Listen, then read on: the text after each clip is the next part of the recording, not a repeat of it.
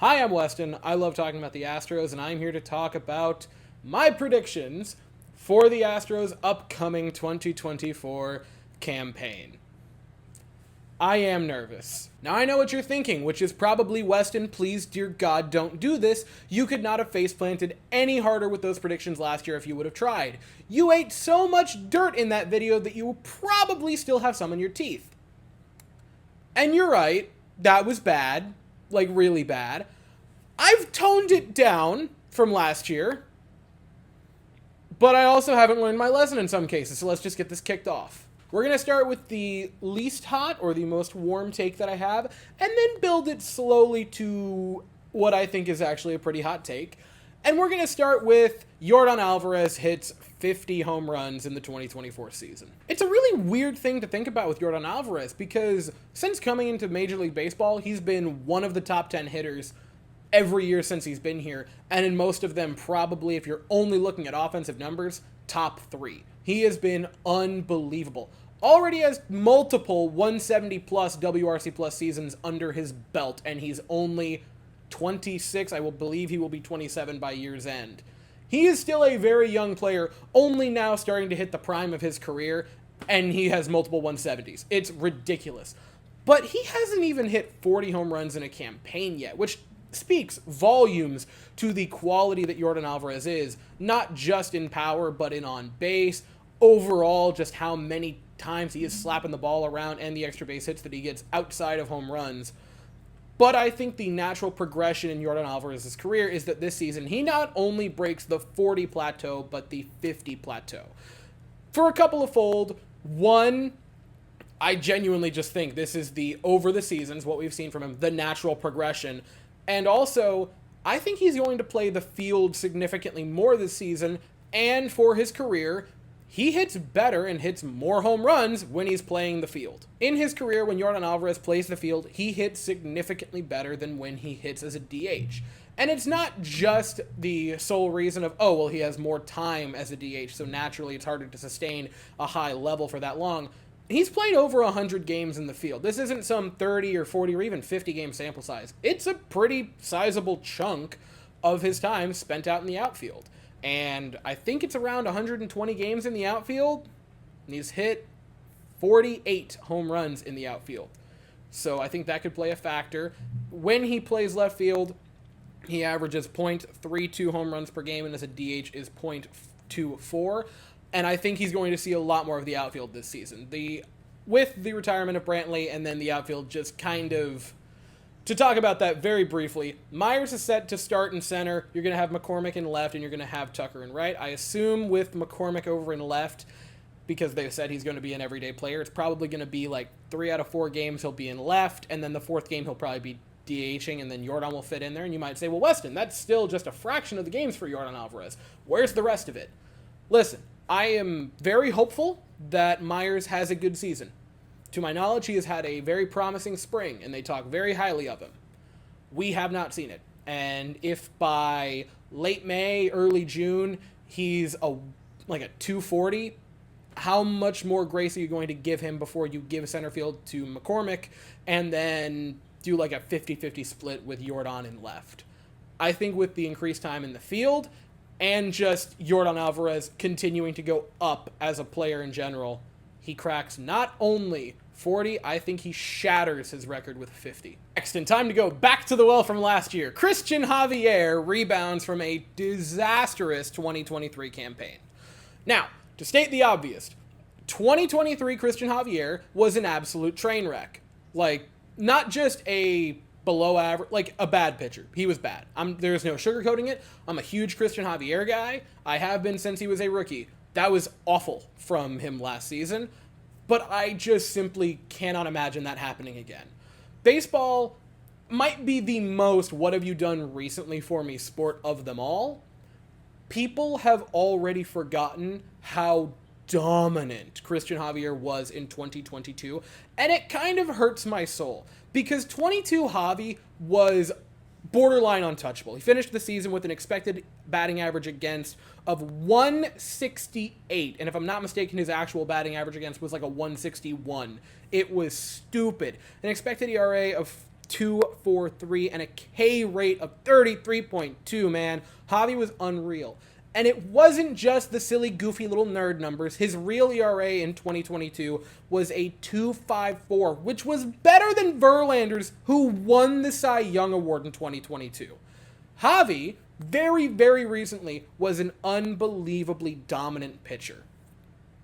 And if there was one player on this team from last year who, didn't live up to what their 2023 was supposed to be, but I will more than willingly double down on going into 2024, it's Christian Javier. I'm not going to say a Cy Young Award, but I am going to say he gets a lot closer to that 22 Javi than anything resembling the 23 Javier. The next prediction, and I'm going to stick with pitchers, Presley, Abreu, and Hader, all three finished top 8 in American League reliever ERA. And the first question you're probably going to pose to me is, Weston, why top 8? That is such an arbitrary number. And my response to that is, I feel like Presley's going to finish 8th in American League reliever ERA. So, top 8. The biggest position of concern for me heading into 2024 is middle relief for the Astros, because they lose Ryan Stenek, they lose Phil Maton, they lose Hector Neris. That's not great. The middle relief genuinely concerns me. However, I don't think in all the time that I have made videos, I've ever felt this good about a back end of the bullpen. Because in that, it's a game 7 or a game 5 or a playoff clinching game. And you have a lead going into the 7th. Who are the 3 guys you're throwing out there? I've never, in all the time I've made videos, felt better than the trio they're going to have to toss out there. I feel like the player I need to go to bat for the most of those 3 is Ryan Presley, following his very underwhelming, depending on who you ask, or also, depending on who you ask, just straight up bad 2023. And I think that's kind of unfair. Ryan Presley had a really bad first game and a really bad end to the season.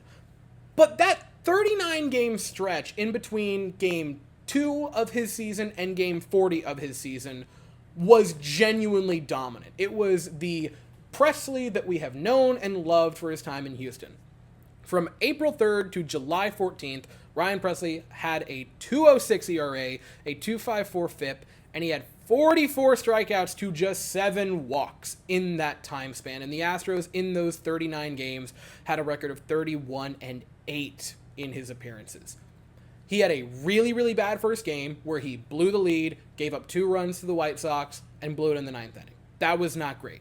And then he didn't stick the landing in the last bit of the season. But in the middle of that was genuinely the elite Ryan Presley. And I think he's going to be that again. Then you get to the Abreu and Hader side of things, and here are their baseball reference and baseball savant pages. You do not need me to tell you or explain to you why these guys are going to be great in 2024. I definitely think the relief corps has holes in the middle section of it, but the back end, it's going to be animals out of the bullpen, and I have never been more hyped up for the back end of a bullpen. And now I get ready to stir the pot with my final and the hottest prediction I have for it.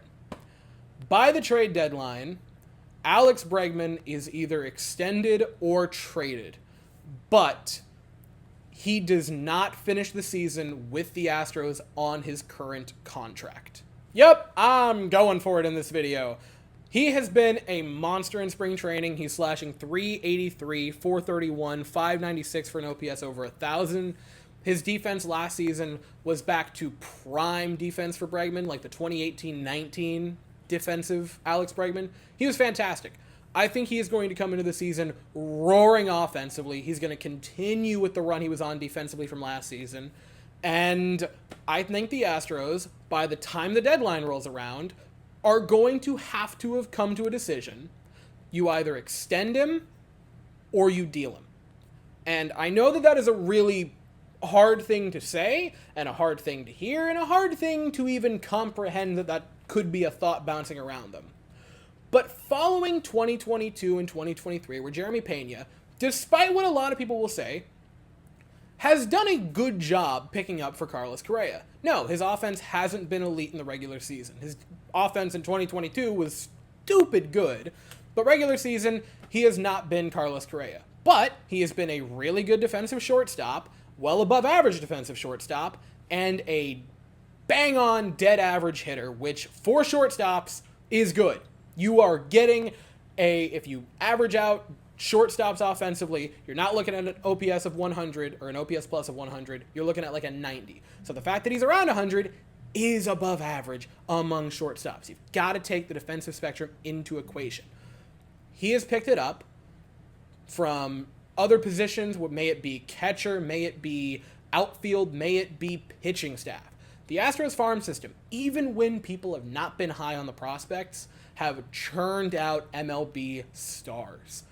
And I think you might have to have the conversation. If you roll into June or July and you haven't been able to agree with Bregman on a contract extension, I think you have to at least entertain the idea that maybe you just count on the minor league system doing what the minor league system has done for almost a decade now, and they churn up another one. You'd get a chance to recap some value from the trades you've had to make at previous deadlines, and you wouldn't have to worry about paying a third baseman probably north of $25 to $30 million per season. Now, do I think that realistically will happen? No, it's virtually zero. But if you haven't gotten a deal done, and say whatever third baseman's in AA or AAA is just raking going into June, I think there absolutely is going to be that conversation among the Astros brass of, well, what do you think we get for him? Now, do I think the trade happens? Probably not. Do I think the extension happens? Far more likely. And that's why I'm putting these as a dual thing, which is I just do not see a reality where the Astros let him walk for nothing. I think they re-sign him, or they blow all of our minds and deal him at the deadline. So those are the predictions that I'm going to make heading into 2024, and now I am very eager to know what are your predictions heading into 2024 for the Astros, or any player or team in Major League Baseball heading into 2024. And we're going to segue that into the first game for the Astros of 2024 is Thursday afternoon at 4:10 Eastern, 3:10 Central. I'm going to be here on the channel live streaming the game, or at least my reaction to it. Please, guys, come on out. I am dying to get back and talking about Astros baseball with you all. The Vibe streams are fantastic. They're great. If you weren't there for the postseason last year, you got to come out to them. And I'm also going to stream the game on Friday night. That's at 8:10 Eastern, 7:10 Central. And the recap videos. Every single Astros game played this year. I'm going to be here afterwards to talk about it. But as for right now, that is all I have to say. So if you enjoyed the video, please consider to like and subscribe and come with us on another adventure of an Astros season. I hope you all have an absolutely fantastic day. And as always, go Stros.